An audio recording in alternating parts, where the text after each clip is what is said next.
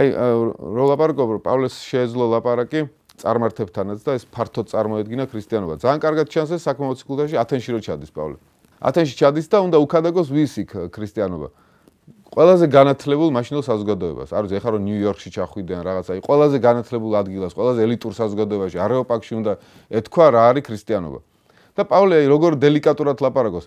გავიარე მე ათენში, გუშინ ვიყავით თქვენ ქალაქში გავიარე, მოვინახულეთ სხვა ტაძრები და ესეთი შაბიკლება დამჩერო. თქვენ ათენელები ძალიან ღვთისმოსავი ხალხი ხართ.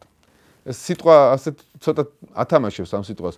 Deisi daimones ნიშნავს ღვთისმოსავს. ან სრულმორწმუნეები. ორივე შეიძლება გაიგო, რაც ამბივალენტური ტერმინი უთხრა, მაგრამ მე მგონი პავლემ ორივე იგულისხმა. ერთის მხრივ მართლა სრულმორწმუნეები იყვნენ, იმიტომ რომ წამდათ არა ნამდვილი ერთი ღმერთის, ვის ქადაგებას პავლეს უნდა და, მაგრამ მეორეს მხრივ ხართ ღვთისმოსავებიც, იმიტომ რომ მე ვნახე თქვენთან ერთი ბომონი, ერთი კერპი, რომელსაც ეწერა უცნაურ ღმერთს.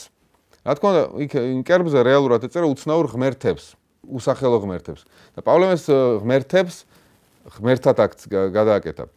და ეს მოთარგმნა ღმერთად და თქვა რომ თქვენ ვისაც ეძებთ და ვისი სახელიც არიცით, მე იმას გიქადაგებთ. მაგრამ დააფასა პავლემ რომ ეს წარმართები ეძებენ რაღაცა ისეც ვისაც სახელი არ აქვს. ანუ ვისაც ვერ გამოხატავს სიტყვაში, ასე ვერ დააკონკრეტებ რაღაცა მისტიურს, გამოუხატველს, ფაქის, აი ასეც ეძებენ და მე დაუგვირგვინებ ამას, იმითი რომ უქადაგებ იესოს. ფაქტობრივად ეუბნება რომ თქვენ მართლაც ხართ ღვთისმოსავი, იმიტომ რომ ასეთი გაფაქიზებული წარმოდგენა გაქვთ რელიგიაზე და ასეთი მაღალი თამასა გაქვთ, ასე ვთქვათ, ძიების ღმერთის. აი ამ მაღალ თამასას დაგიკმაყოფილებთ, იმიტომ რომ გეტყვით, რომ ვინ არის ღმერთი და ვინ არის იესო. და უქადაგებს იესოს აი ამ კონტექსტში.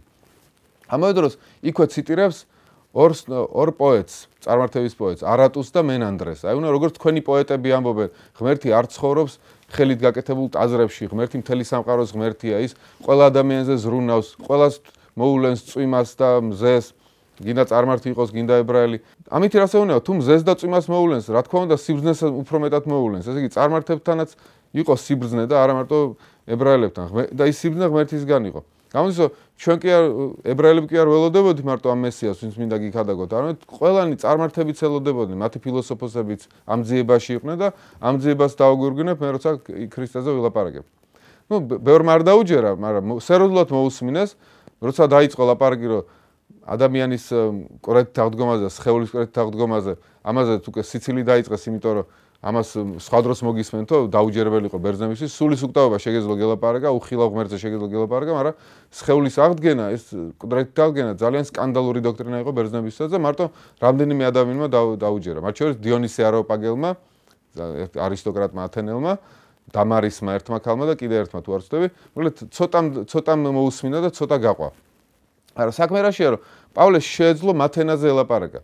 სერიოზულად მოусმინეს. ანუ ეს არ იყო ხელწამოსაკრავი, რაღაცა ცრურწმენა ბარბაროსი ხალხისგან მოსული რაღაც ცრურწმენა ამ განვითარებული ათენელებისთვის. ანუ ნახეს რომ პავლეს რაც ილაპარაკა, ეს ანგარიშგასაწევია და შეიძლება ამას რაღაცა დაუკვირდეთ, სხვა დროს მოусმინოთ პავლეს. კიდევ ვიფიქროთ ამაზე. ეს ვილაპარაკეთ პავლეს უნივერსალიზმზე, მე ხანდახან ამბობენ სიყვარულის მოციქულს უწოდებენ იოანე მახარებელს. მაგრამ პავლეც არანაკლებ სიყვარულის მოციქულია, იმიტომ რომ პავლე ბევრს ლაპარაკობს სიყვარულზე. აი ენერგიაში, იმ ღვთიურ მადლში და ენერგიაში პავლე განსაკუთრებით გამოყოფს სიყვარულს. იმიტომ არის წინასწარმეტყველების მადლი, მასწავლებლობის მადლი, მადლი იგივე ენერგიაა ღვთიური, ხო?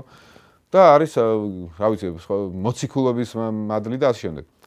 ეგზორციზმის დაუშვები, ვიღაცები ეშმაკებს დევნიან, ვიღაცები სასწაულებს აკეთებენ, მაგრამ პავლე ამბობს, რომ ყველა მადლს შორის თუ არ იქნა სიყვარული, არაფერს აზრი არ აქვს. ანუ რაც არ უნდა ანგელოზურ ენით ილაპარაკოს, სასწაულები აკეთო, მე ქრისტესთვის რომ მოკვდე კიდეც და შენი სხეული აწამონ და შეში დაწვან და სიყვარული თუ არ გაქვს, არაფერი არ ახარ. ანუ პავლეც ძალიან პოეტური ენით ლაპარაკობს სიყვარულზე.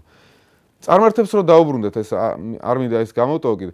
პავლე ხანდახან ქრისტეზე ლაპარაკობს აი იმ ტერმინებში, რაც გასაგები არის წარმართი მისტერიალური რელიგიებისთვის. არც ერთი სხვა მოციქული არ ლაპარაკობს ქრისტეზე, რომ აი შენ უნდა გაიზიარო ქრისტეს ბედი. და პავლე ლაპარაკობს, რომ შენი ღმერთის ბედი უნდა გაიზიარო, შენი ღმერთის ცხოვრება და მისი რაღაცა ვნებები უნდა გაიტარო შენ თავზე. აი პავლე ლაპარაკობს, რომ ჩვენ უნდა ნათლობით ჩვენ ქრისტესთან ერთად ვკვდებით, რომ ქრისტესთან ერთად აღვდგეთ. ანუ ქრისტეს ტანჯვები მე ვატარებ ქრისტეს სტიგმებს ჩემ თავში, ანუ ქრისტეს ჭრილობებს ვატარებ პავლე ამბობს. ანუ პავლეს ანა იდეა რომ შენ თუ ხარ ქრისტეს მიმდევარი, მე ქრისტეს მონასაც კი უწოდებს. ეს მონაწოდება, ღმერთის მონაწოდება, ესეც წარმართული მისტერიული კულტებიდან არის, რომ შენ იმ ღმერთის მონა ხარ, ვინც აერჩიებ, ვისაც მიყვები, ვისი ადეპტიცა ხარ, ხო? პავლეს ლაპარაკობს ქრისტეს მონა თუ ხარ, შენ ქრისტეს სიკვდილში, წამებაში და სიკვდილში უნდა იმონაწილეო, რომ ის აღდგომაშიც იმონაწილეო. აი ეს ღმერთის ბედის გაზიარება ძალიან ახლოსაა მისტერიალური კულტების ენასთან, როცა დავში ისიდას მიმდევარმა ისიდას ბედი უნდა გაიზიაროს, ან ოსირისის მიმდევარმა ოსირისის ბედი უნდა გაიზიაროს. ანუ ეს პავლეს შეუძლია მოთარგმნოს. რამდენად უნებლიეთ თუ ნებით აკეთებს ამას, საინტერესოა. ამიტომ ძალიან ღრმად იაზრებს პავლე ქრისტეს, იმიტომ რომ რაღაც ეს სხვა კულტურებიც იცის და შეუძლია თავისი ხედვა ქრისტეზე გამდიდროს იქნებ სხვა კულტურების ხედვითაც. ამაზე კამათებია, მაგრამ საინტერესო აზრი არის. ამ კურსში ტექსტი, რომელიც უნდა წაიგითხოს სტუდენტებმა, არის პავლეს ეპისტოლე რომაელთა მიმართ. პავლე ცნობილია თავისი პარადოქსული აზრებით და ძალიან ძნელია პავლეს გაგება. ხანდახან თითქოს თავის თავს ეწინააღმდეგება ხოლმე იმას ამბობს, რაც მანამდე უარყო. პეტრე მოციქული წერს თავის მეორე წერილში პავლეზე, რომ ისე რთულად წერსო პავლეო, რომ ვერ იგებენო მის ნაწერებსო და ამიტომ ბევრმა გარყვნესო და არასწორი აზრებიც გამოიტანეს ჩვენი ძმა პავლეს ნაწერებიდან. მართლა ესეთია, ძალიან რთული და პარადოქსული მოაზროვნე არის.